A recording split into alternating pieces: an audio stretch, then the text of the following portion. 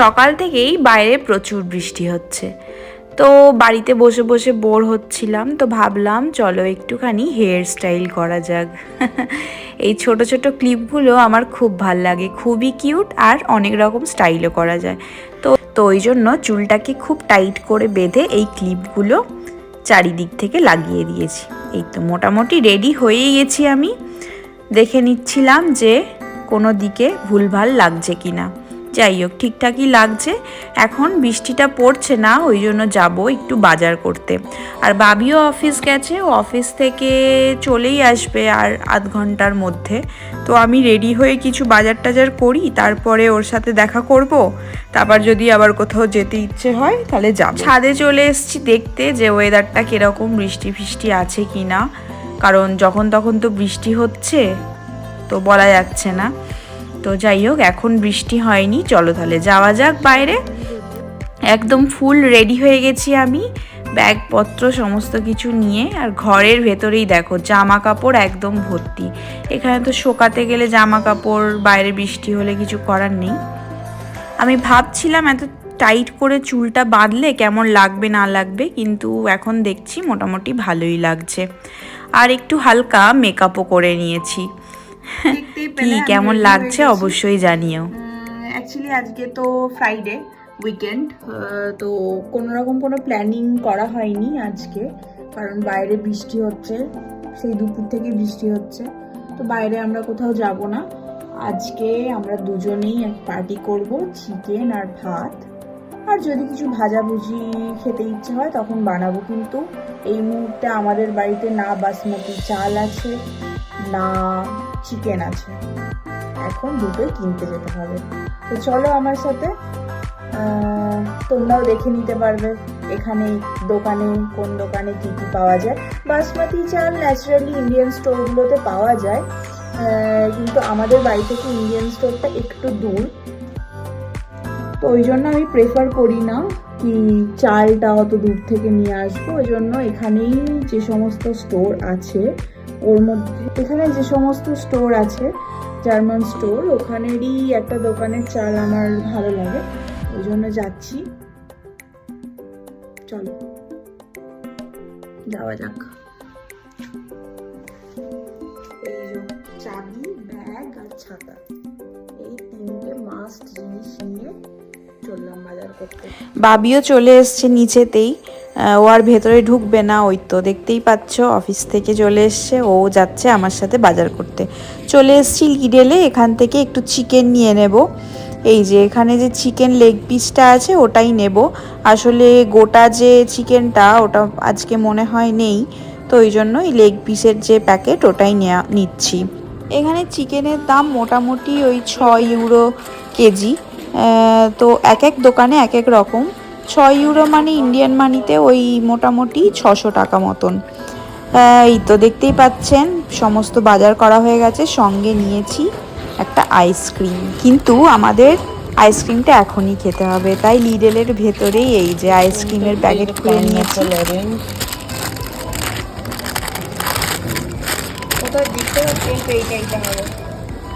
এইটা ওয়াটারমেলন এখন একটাই খুলি এখন। হ্যাঁ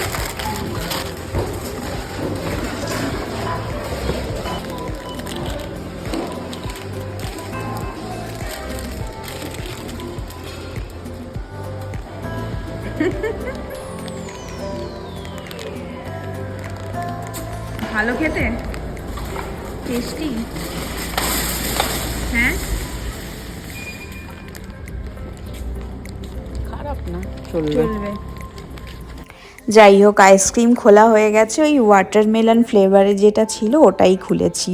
বাদবাকি আরও অনেক বিভিন্ন ধরনের ফ্লেভারের আইসক্রিমও ছিল, কিন্তু এটাই কয়েকদিন ধরে খেতে ইচ্ছে হচ্ছিল, তো এটাই খোলা হয়েছে। এই দেখুন এখানে কত সুন্দর জঙ্গলেও গোলাপ ফোটে, দেখতে কি ভালো লাগে তাই না?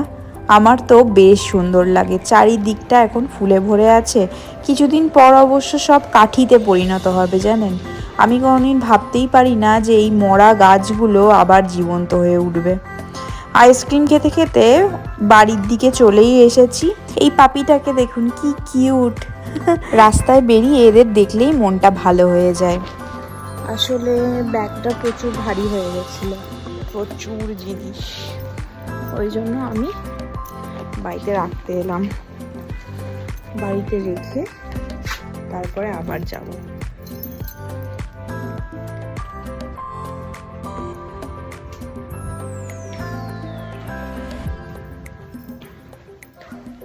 যা যা জিনিসপত্র আছে, যেমন এই আইসক্রিমটা, এটা ফ্রিজে ঢোকাতে হবে নাহলে গলে যাবে।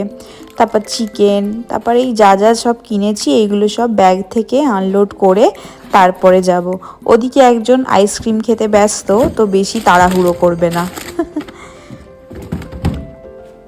সমস্ত জিনিস মোটামুটি রাখা হয়ে গেছে, চলো তাহলে যাওয়া যাক।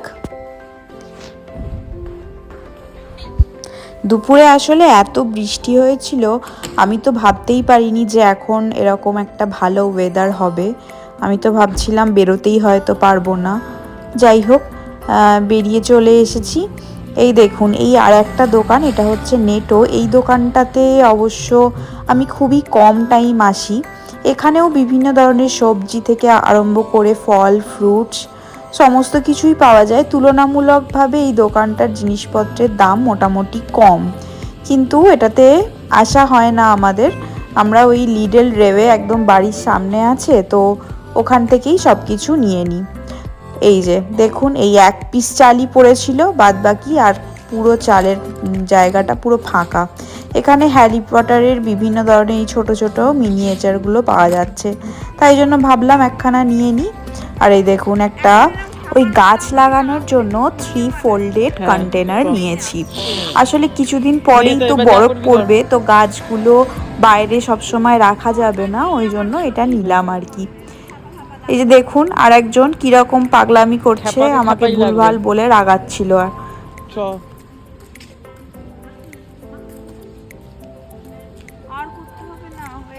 এইসব করতে করতে, ভিডিও করতে করতে চলে এলাম বাড়ি।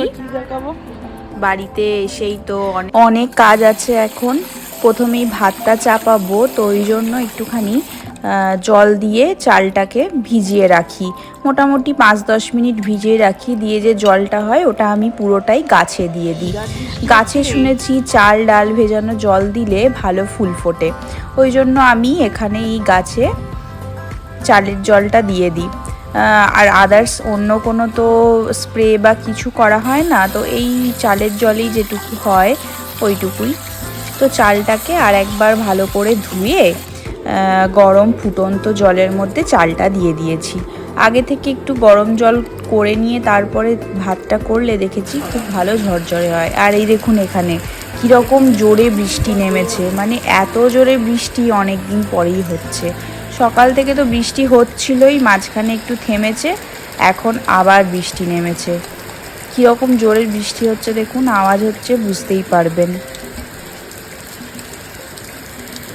ওইদিকে ভাতটা হচ্ছে হোক, আমি এদিকে চিকেন করার জন্য আলু কাটা থেকে আরম্ভ করে আর যা যা সবজি, একটু ভাবছি বেগুন ভাজা করব, ওগুলো সমস্ত কেটে নিচ্ছিলাম। তা করতে করতে ভাতটা হয়ে যাবে ওইদিকে, আর বাবি ওদিকে চিকেনটাকে কেটে দিচ্ছে। এই সমস্ত মাংস কাটাকাটি, মাছ, এই সমস্ত কাটাকাটি আমার দ্বারা খুব একটা ভালো হয় না, ওই জন্য এইগুলো করে। হয়ে গেছে, তো মাংসের জন্য আলুটা একটুখানি সেদ্ধ করে নিই। একটু সেদ্ধ করে নিলে না চিকেনটা তাড়াতাড়ি হয়ে যায় আর কি, না হলে চিকেন হয়ে যায়, আলুটা আর সেদ্ধ হয় না। আমার কাছে তো আদা রসুন সমস্ত কিছু বাটাই থাকে, তবে আজকে শুক্রবার, উইকেন্ড চলে এসছে, তো আমার আদা বাটা শেষ হয়ে গেছে, তাই একটু আদাটা বেটে নিলাম। আর আলুটা সেদ্ধ হয়ে গেছিলো, ওটাই জল থেকে তুলে একটুখানি তেল দিয়ে আলুটা আগে থেকে ভেজে নিচ্ছি। আলু ভাজা তো কমপ্লিট হয়ে গেছে, ওই তেলটাতেই কেটে রাখা বেগুন, পটল আর শিম, ওগুলো একটুখানি ভেজে নিলাম। আর এইদিকে চিকেনটা কেটে বাবি পরিষ্কারও করে দিয়েছে। ওর মধ্যে একটু নুন, হলুদ, লঙ্কার গুঁড়ো আর সামান্য সর্ষের তেল, এগুলো সব দিয়ে মাখিয়ে ম্যারিনেট করে একটু রেখে দেবো।